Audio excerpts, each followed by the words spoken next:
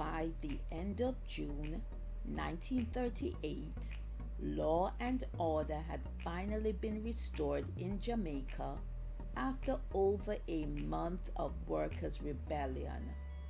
Workers were angry that they could not progress due to low wages, unemployment, and the colonial government's racist practices. It was also a time when Jamaicans realized that they needed representation and a structure to resolve industrial disputes through collective bargaining. Construction workers started the strike in April 1938. They were building a huge new factory in Frome, Westmoreland for the West Indies Sugar Company and requested to be paid at least $1 per day. When the request was rejected and the crowd began to get out of control, police was called.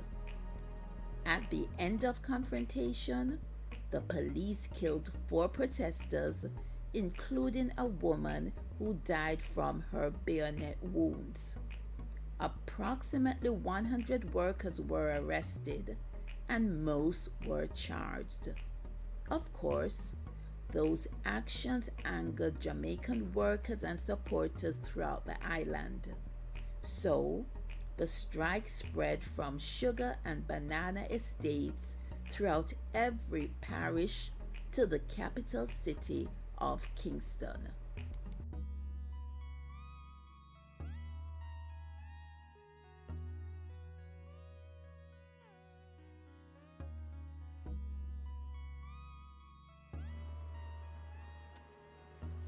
Jamaican workers and supporters looted shops, cut telephone wires, set up roadblocks, destroyed bridges, burnt crops, and overtook the wealthy in their homes. For days in Kingston, the garbage remained uncollected. Factories were closed, shops and offices were forced to shut, trams, buses, and rail services stopped. The waterfront workers and even the workers at the fire brigade threatened to strike.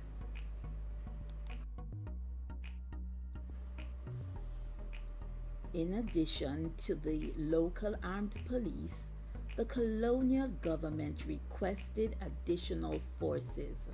So Marines and 6 platoons of British troops were deployed to Jamaica. But this did not intimidate Jamaicans, who were determined with sticks and stones to defend themselves. Also, residents in Kingston clashed fiercely with armed forces, who they barred from entering some parts of the city by using man-made barricades.